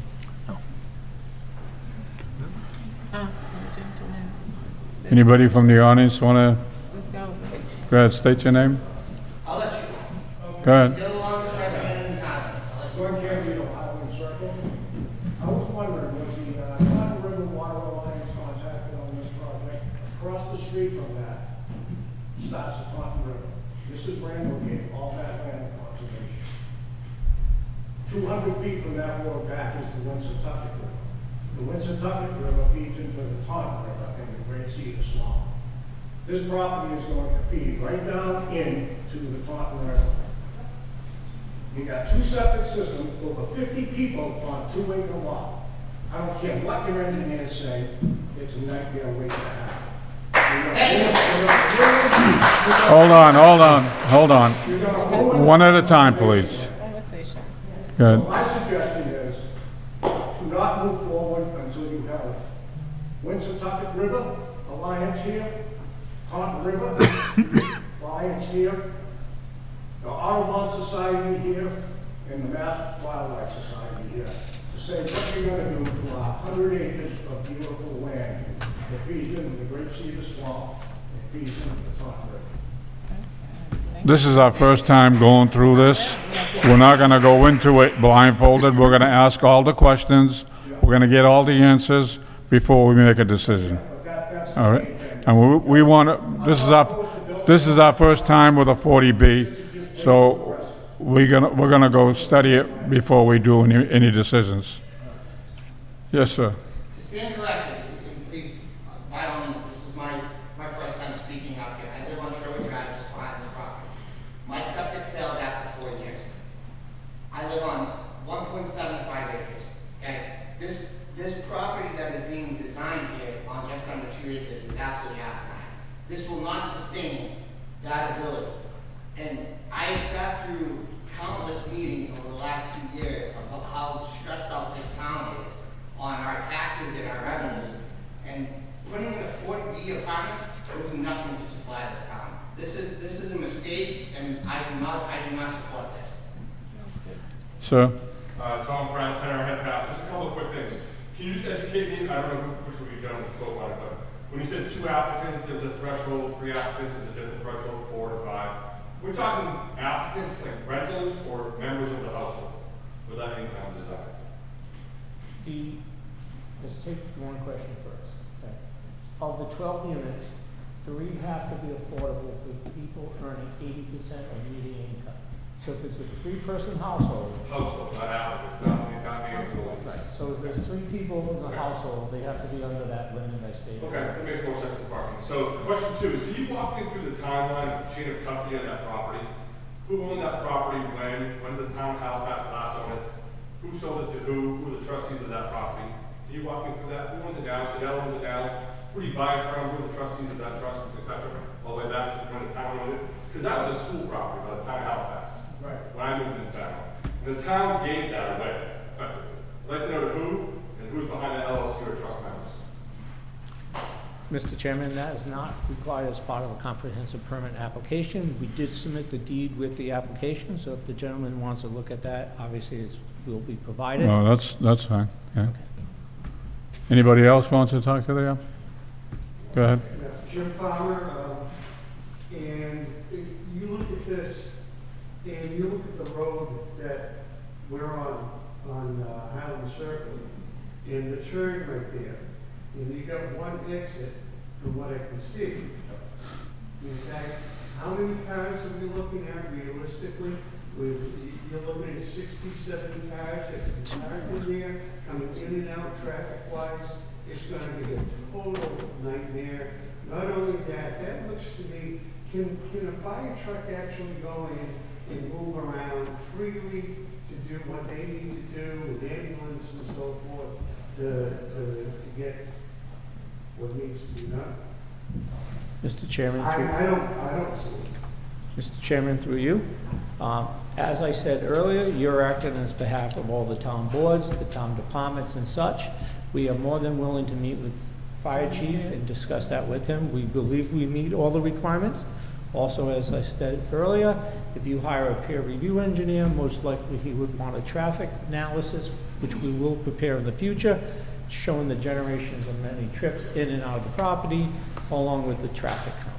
So we're not, we will provide that information, and like I said, we'll meet with the fire chief to make sure this analysis, the SWIFT analysis meets the requirement of the town. Well, we need to study this and look at it, and we'll get back to you like next month, or we'll find out what, we'll go through If you may, town council. yeah, I'd like to, do you hire a peer review or? Go ahead. So yes, we will definitely hire a peer review for multiple subjects on this. Okay. So the first thing we're going to do, I believe, will be a traffic study to look at the turn radiuses, how many cars are in here, how this is going to affect the main road. And then I believe the next biggest concern would be the water. So let's get a water study done. I know there's already been some documentation about the 8-inch main and it needs to go up and tie in. So I believe those would be the first 2 things that we should look at to make sure that this is even feasible, right? Because I can look at that and tell you that, in my opinion, there's no way, because I don't see any reserved parking, so that means that every car neighbor and friend is going to park in the road, and we're not going to get the fire truck. So we need to look at, right? Yeah, obvious. agree. So just so you understand, so my opinion is the board needs to first ask them to set up an account for peer review with, 10, 20, 30. Under 40B, that the building commissioner is 100% correct. We will fund for the peer review. We will set up a 56G account, and we will provide a traffic analysis. There are some limitations under a water study, what we must provide and what the town must cover. So we can work on the details of that. Most of the peer reviewers know what can and cannot be done. We need to find out all that stuff before we can move forward. This process, we're here tonight, like I said, to open the hearing. Like I said, we have 180 days to get through all the questions, comments, concerns. So this project will be something, the both. And I understand water is a major issue here. We understand that, and we will look into that, and obviously, you know, like I said, it might not be a simple solution, but I know the bad solution is not to be shove this down your throats. Because up the state will not care about if you want a local preference for two of the three units, or this or that. So we don't want to take that approach. We want to work friendly. And we understand, like I said, the water is an issue, and we're willing to work with the town on that. But we don't expect an answer tonight. I would be shocked, I'd fall over if you said you were going to provide a decision tonight. So if you may, I work with the building commissioner to work with the peer reviews and have our engineer and them provide all the information. And then we would, I believe we probably should schedule out, not next month, the month after. Gives us time to get everything, a peer reviewer in line, and us get them the information, if that's okay with the board. You know.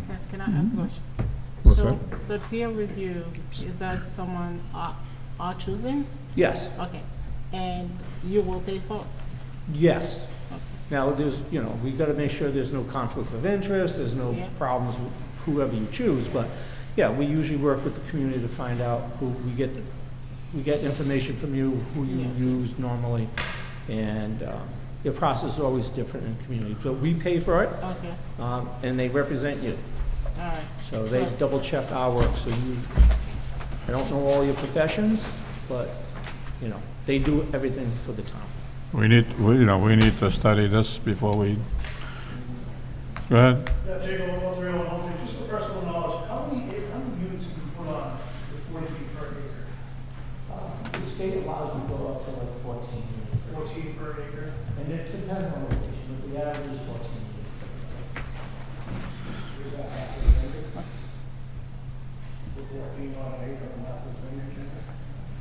I didn't hear what he said.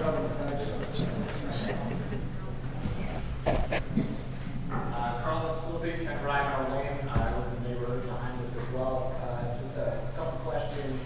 On the way the renderings were shown, I think you had said that there were going to be 2-story buildings, but effectively the ones that are activated front and back, which are half the units, will essentially be 3 stories, right? You have the garage and 2 living above. I just want to clarify that somebody made a comment earlier that the rear view is not really accurate. That's just some of the units would be that way. But after them, will be full 3 stories.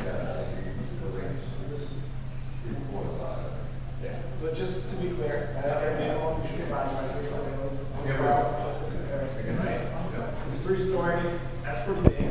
I think in all the homes in the community behind it, you're not going to really find anything that's that tall, right? So homes that are that height, that tall. So we don't meet next month on this? No. Two and a half, but no, by the time we get the information, I mean, there seems to be a lot that's has to do. We can push this to the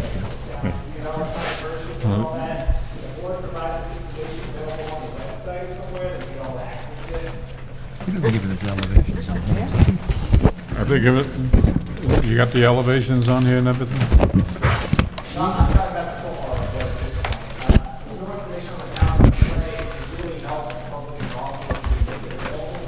Well, let us go through this, but then by next meeting, we'll probably give you all the information that you want. Yeah, well, that was submitted to. We feel the same way. This is our first. Oh, yeah. 18? This is our first dealing with it too. But I mean, you get 3 bedrooms, 18. It's not all. This is the first time I'm seeing 18, this, so it's I don't know. 3, 6, 9, 12. Yeah. 18. This is only 3 rows. This is 5 rows. And that's the same one. So just, yeah. Unless it's, no. This is 4. That's 5. Yeah. Mr. Chairman, you want me to answer that? Yeah, sure. Mr. Chairman, through you. Under comprehensive permit, we do not have to do any fiscal reviews or any questions. But he did say So the state will. I'll save these on our agenda. We do not have to provide any studies or financial reviews, benefits, or negative to the town. I understand we don't have to. We've got three more, just asking that that may be something that we want to consider requesting and formally get a response from the applicant. The application being complete, I saw that the applicant submitted their own statement saying the application was complete. I know the town has a checklist, the website, that basically kind of goes off when the materials are submitted. If you like, it'd be nice to hear from the board all the materials that we believe are appropriate, like the traffic study, various other reports, we might look at what were provided, and if the clock should start ticking on this already. So that would be good to know. The Title V septic, right, there's two separate systems on a single lot, each one just under 2,000 gallons a day, right? So kind of skirt the rules a little bit here to provide two separate systems that put you over that threshold. So I'd be curious to hear the Board of Health's position on that as it relates to compliance with the DEP regulations. The roadway being 20 feet wide throughout the development, that's pretty tight. In our neighborhood, it's wider than that. Somebody's party, it's hard to get by with all the cars on the street, so something to consider there. The waiver letter, it's very generic in terms of if we need relief, we're asking for it, not identifying what that relief is that's being requested. It'd be nice if that were more specific as to the local regulations that are being waived or requested to be waived as part of the application. It'd be nice to have a landscaping plan designed by a landscape architect. Engineers and surveyors do a wonderful job. It'd be nice to have a landscape architect involved to make sure that the end result looks good and it's consistent with the neighborhood and has good curb appeal. It's not going to make it seem outdated a week after it gets built. And then I think that's most of it. I think that the one question I had was the statement about the affordability for the units at about $3,400 per unit would be the affordable rate through the board. Is that the Currently, that's the maximum amount somebody could charge for rent per unit. would be affordable? Yes. Okay. And then right after that was mentioned that that was the rate for the affordable units, the applicant went on to state that nobody in town could afford that. So I didn't really understand how that worked out. No, what I stated was that some of the staff, some employees within the community right now, based on their salaries, don't make enough. They would not qualify to be able, based on their income, to rent the unit, which means they would be paying more than 30%. Like take 70,000, divide that by 12, times 23, right? And see the difference from their maximum rent to what they would have to pay. So you're saying they make too little to be They make too little. This is what we're saying. This is why affordable housing. And people have a misconception. And that's all I'm saying is that, I'm not saying, if they have two people, they may make the income like town clerk or DPW. One person, he's making 50,000. He's too much for it. That's part of the problem. So all I'm saying is, instead of most people identify I think that's why I'm asking for the. there's no substance. If you want to regulate, When do we continue this to? 2 months?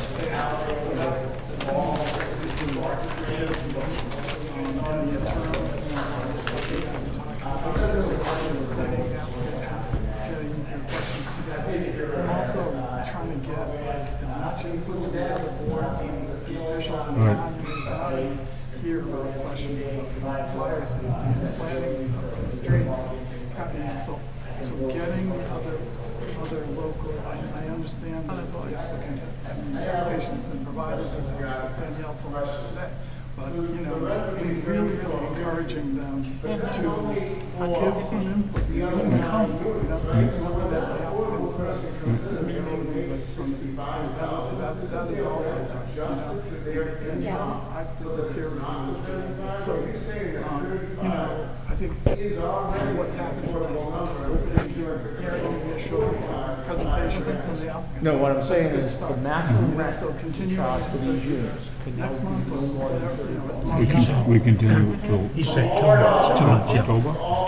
The That's what they affordable. proposed. The market units He's are still gonna go good. before the other boards. I mean, Continue until I next mean, month. this is a lot to chew because we've never been through it before. There is a lot. That's affordable. But what he These, said under about 40B, 80 days, that's those correct. three units Once- would That's what the state be deed regulations restricted, say. which Once means the they'd is be open, affordable in perpetuity.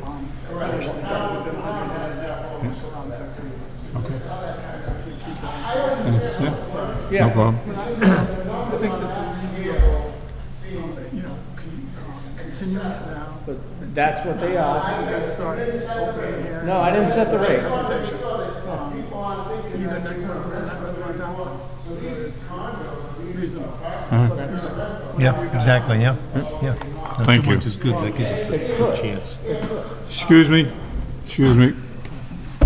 We got all the information that we want right here, right now. We're gonna continue this for the next 2 months. We need 2 months to go through, check with all the boards, and make sure everybody's on board. If we have any questions, we'll come back the following, The other thing to include is that date certain, date and time certain, you know, that's, we should do that. right. Avoid another issue.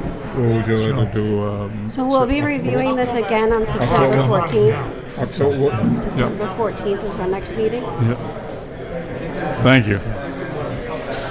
What's October, what's our next meeting? We've never done it. He's had a kind of guide us. Goodness, you know, so one idea is, Yeah. Chairman, Oh, sure, yep, October 12th. October 12th. That holiday? October 12th. Oh, it's Columbus Day. No, we could set up a... Yes. Really? Seems like they make holidays. I know. Okay. So, So it might be the 19th. We're gonna find out right it's a now. holiday, it's a What? holiday. October It's a- 12th is a holiday. So it would probably be the week after? Yeah, the week after. Yeah, so it'd be the 19th. October 19th? Yeah. So that's Columbus Day, so that's why you just pushed to the 3rd. September 12th is Columbus Day. So you would get this to the 3rd Monday of October. Yes. I mean, if we need any information, we'll ask the... Yeah. Could you send there's nothing in here for the elevation of the houses? Okay. Has he sent them to us? Okay, then I'll be able to get them. All right, good. I just want to, dimension as to what I'm seeing, as far as the, okay, You're good. the builder? You the builder? What are the septic fields made out of? Are they stone and pipe, are they galleys, or plastic, what are they? Let me talk to the big guy. Like, I don't know. Thank you very much. On these septic fields? Appreciate it. What are they made out of? Stone and pipe, are we galleys, plastic? It doesn't say, it's just showing. Oh, it does? All right. We have your attention, please. Attention, please. We will resume and meet on this again on October 19th at 7 p.m. October 19th, 7 p.m.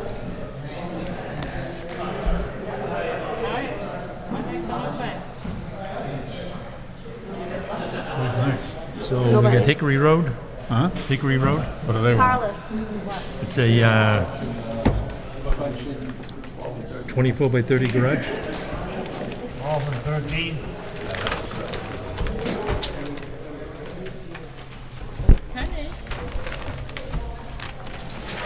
Do you want me to read it?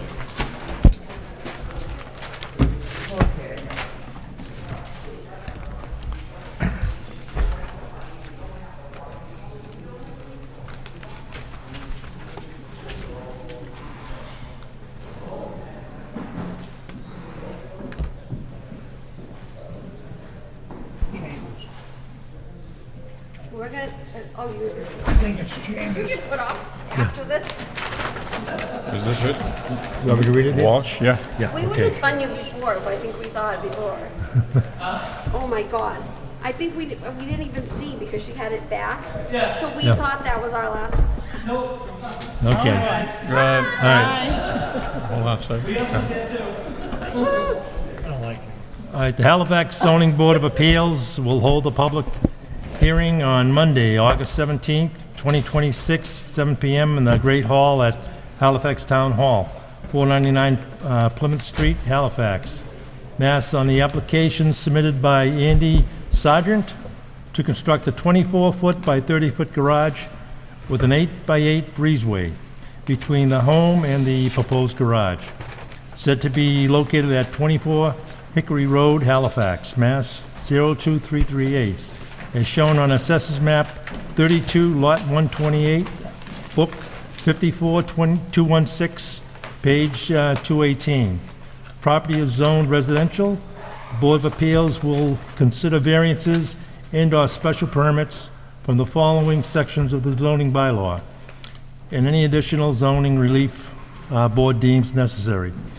Section 167-11, Table of Dimensional and Density Regulations of the Town of Halifax, requiring a variance of the side yard setback requirement from 30 feet to 22.7 feet, and front yard setback requirement from 50 feet to 20.8 feet. Petition number ZBA 26-7.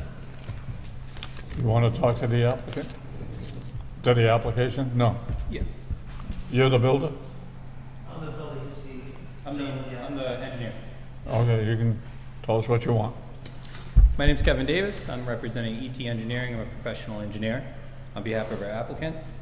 We're not constructing a radio tower. We're not looking for a 40B. This is just carrying height. We're looking to put a garage on the property. It's got a breezeway between it. It's a 24 by 36 garage. If you look at the plans, which I hope you have a copy, but if not, the actual zoning setback line is this little box in the center. This is a 1948 lot. There's no way to make a garage on this lot dimensionally conformant. If we meet the front setback, we'd violate the rear setback and vice versa. Strict enforcement creates a practical difficulty. We believe this is in harmony with the existing neighborhood. We don't believe it's a detriment, and this is to help the existing family on that house create full benefit and use of the property.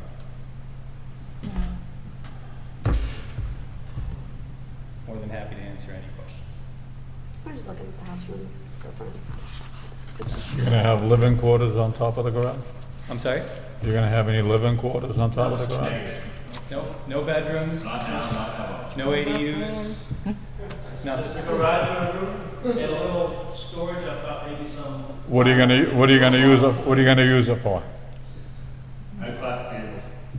Classic vehicles. I can't store my cars outside.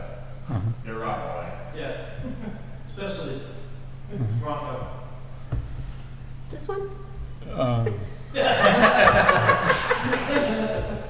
a Jeep. Is that still there? Oh, you have a Jeep too? You're going to have heat in it?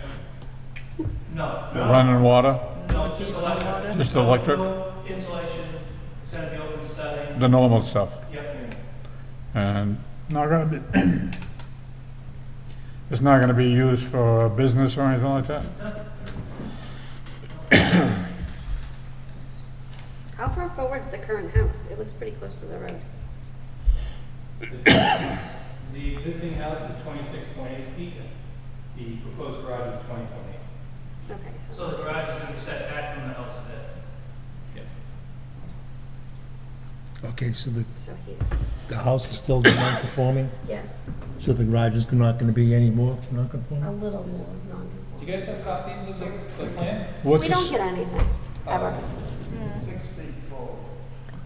What's that? Drive is 6 feet forward of the house. Of the house? Okay. Forward. Yeah, so. Anybody from the board want to say something? It's kind of where your driveway already is. Yeah. You just put a roof on the house. Yeah. David, Okay, Yeah. I'm good. you okay with it? 6 feet's fine. Are you okay with it? Yeah, I don't think there's too much of a problem with that at all. I'll make a motion to approve this as, What's that? I said, I can make a motion to approve this. You want to make a motion? Yes. And you gotta, we gotta make a motion for the, Make a motion to for the approve variance and a motion, the variance of 6 feet. 6 feet Hold, please. forward. Make a motion to approve the variance for the required setback of the side yard from 30 feet to 22.7 feet and the front yard setback from 50 feet to 20.8 as the house is already non-conforming. anybody second? Second. All in favor? Yes. Yes. Yes. Marlene? Yes. And myself, yes. Now we gotta do, Yeah. we did the variance. Now we gotta do the application. Oh, wait, what? Hold on. Hold on, I don't know what I'm talking we did the variance, right? about. Yeah. Now we gotta do the whole package? I Oh, don't no, know. just approve it once, right? No, I said, the variance is just the setbacks. Yeah, just the Yeah. setbacks. The setbacks. Yeah. Right, right. All right? I'm like, I'm only reading two things here. Okay. All right. Okay, so what will happen is Danielle will send an approval letter with a 20-day waiting period. Okay. And then I think you can probably get going. All right, thank you so much. Thank you. All right, we don't want to see a tower there now. Yeah. No sneaking anything in. You're not, Linda, you- please don't put like 12 families in here.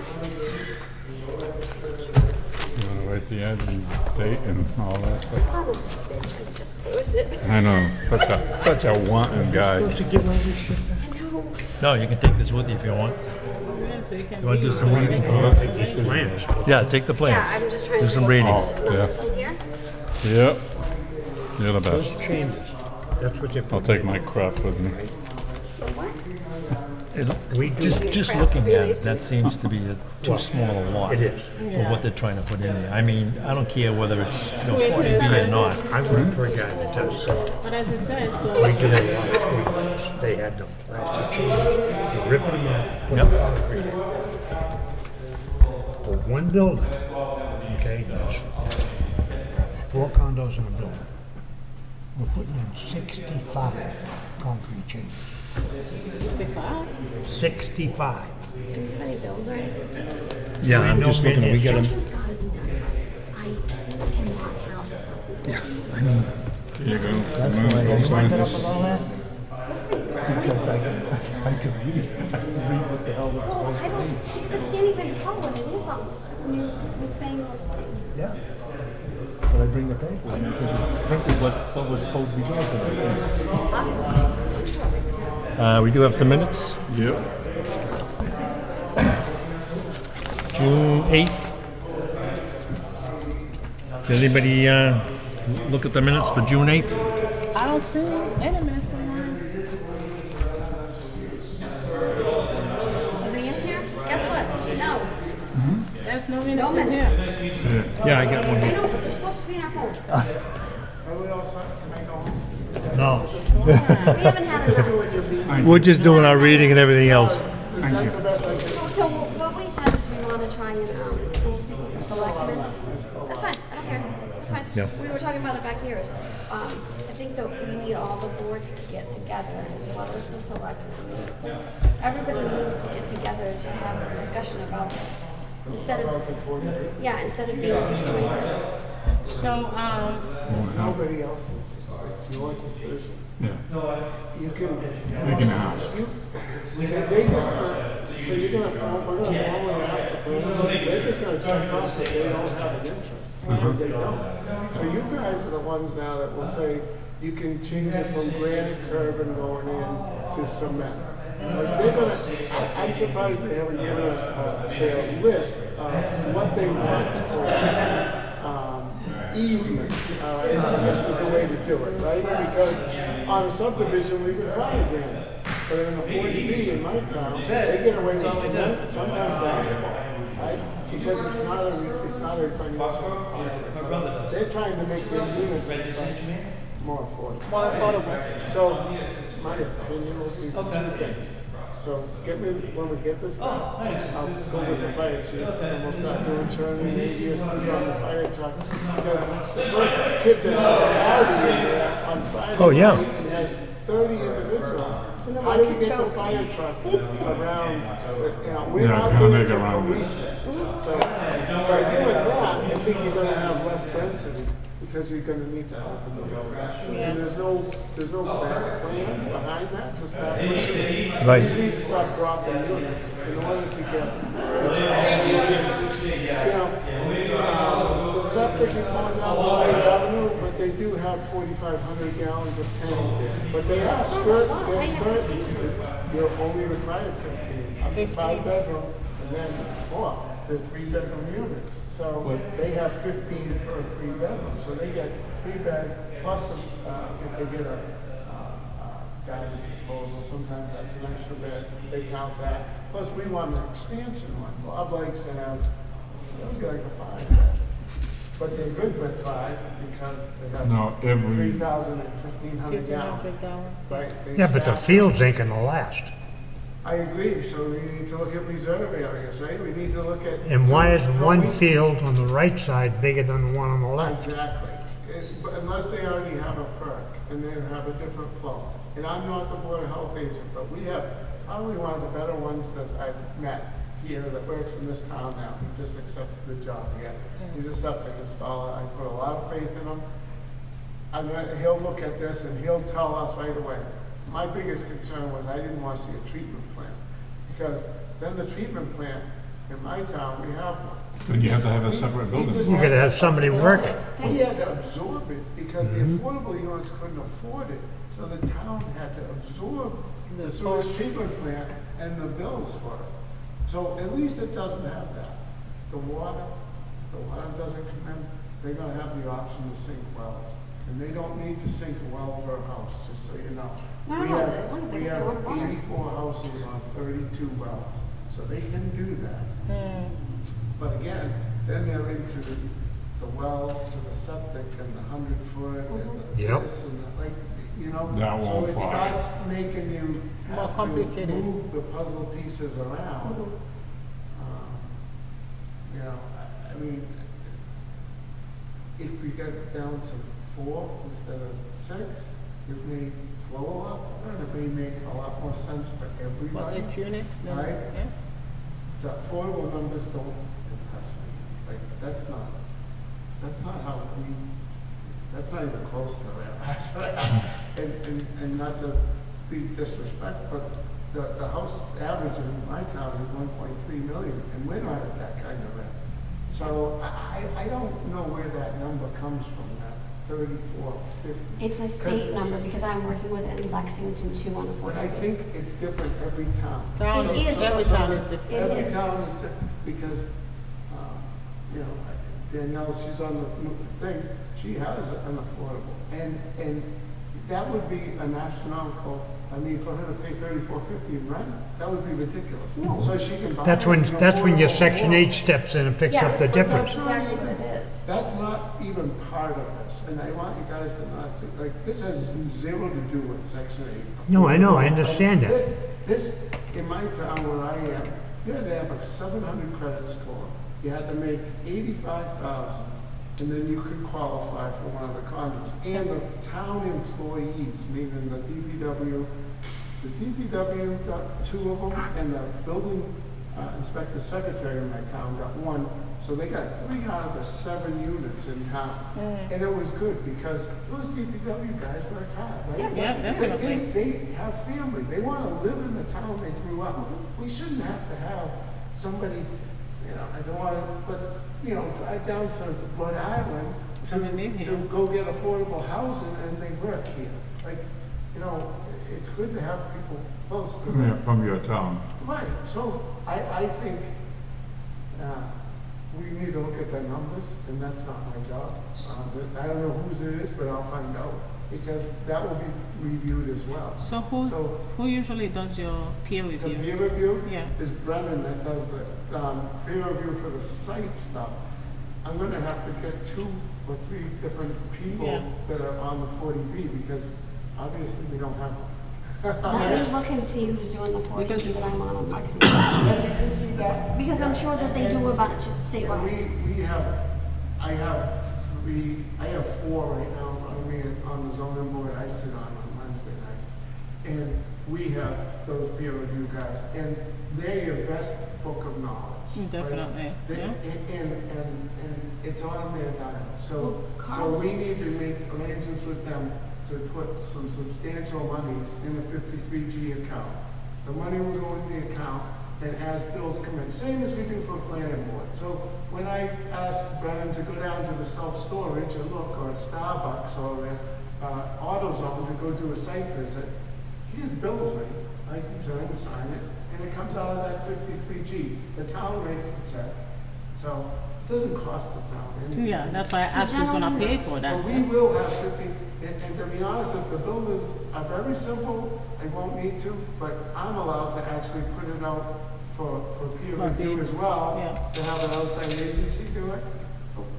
We don't need to put in that money either. I'd rather use the money towards engineers and people that are gonna give us the knowledge. That gentleman that asked is an engineer. He does it. And he was on the planning board, so he knows what he's asking. And we've had discussions, so he's gonna come see me. Yeah. He's a good. So that's just my thought on the whole thing. You know, and never. Yeah. Okay. Well, have a safe ride home. Right. Thanks, guys. Good night. Thank you. All right, Make a pay the motion bills, to- let's get out of When here. you're done, will you just throw that, just leave the stuff there and just put the books on there. That's all. Okay. I see no public coming in. All right. All right? Does anybody read the meeting minutes for June 8th? No, that's the in front of you. So we'll do this next week? I can't read them. Do you wanna read it? They're not in my book, I'm not reading them. Okay. How about if I look at the bills? All right. You got any bills? We do have some bills. Okay, I'll make a motion to pay the bill for the Express newspaper for $100 for,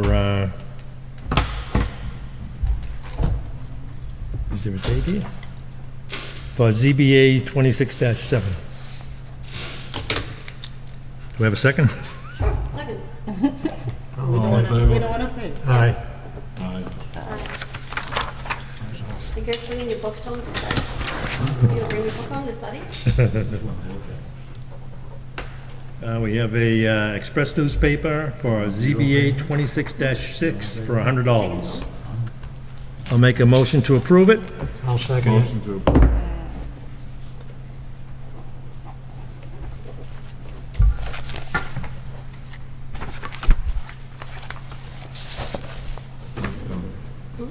We have an Express newspaper for ZBA 26-5, advertisement for $100. I'll make a motion to approve it.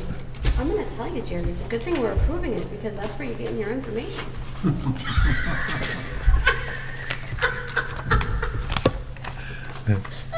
There you go. There you go. Can I put it in with the Jerry's gonna be form? broke by the time we get out of here. Do we need signatures for something here?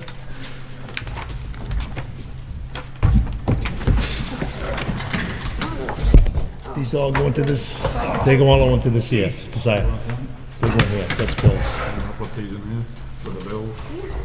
Oh, yeah, just put this all together. They want us to sign, I don't think I need we have to have signatures here. I wanna look at these septic plans. They have Jerry Joy's, but I should put, You should have Al take a look at them. okay. I am. They'll be like. You're way under. Well, think about this, right? Because- You want 1,500 for a 4-bedroom house. At Twin Lakes, right, we take out all that plastic Yeah. and we put in concrete chambers. Thank you. Each building has 5 units in Twin Lakes.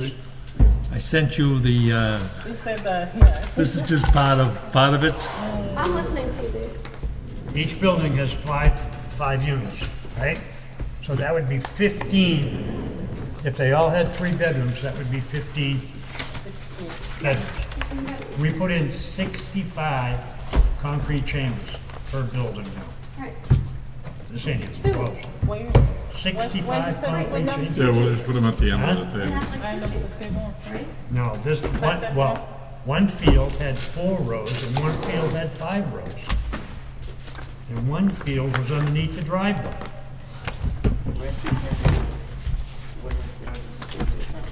Miniatures? That goes in here. David? Nope. Yes, sir. What's on that? There it goes. Do we have our little carriage?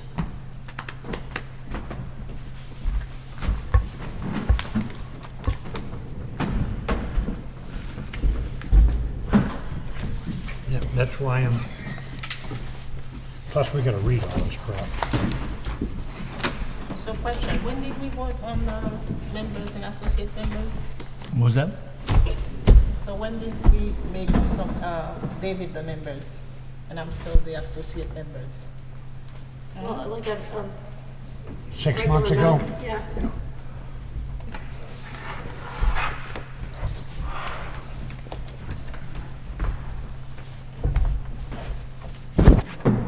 Okay. That's just telling you that the town wants us to have signatures. Okay. That's all. That I didn't send you on the, No, this? I have this. when I sent the email out, I just sent the zoning bylaws, but this tells you what was added. No, I think I have it on Do you have that too? Yes. Okay, good. Yeah, I have this. I didn't know whether you did or not. I got it. Is this kind of what you wanted on this? Yeah, that's good. I don't think I need this. I'm gonna keep this here because I'm not gonna read all of this. Well, good night, everyone. Good night. Okay. It's past my bedtime. Huh? It's past my bedtime. Go ahead, shut this. I think we gotta shut this off. What?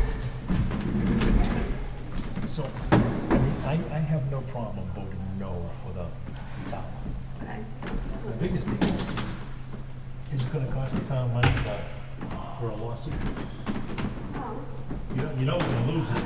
That's the part that kills me.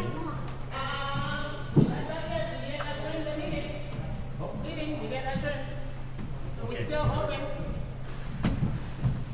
All right, I'll make a motion to adjourn. I'm turning the meeting. What, you wanna go? Do you have a second? I second it. All those in favor? Yes. Aye. Aye.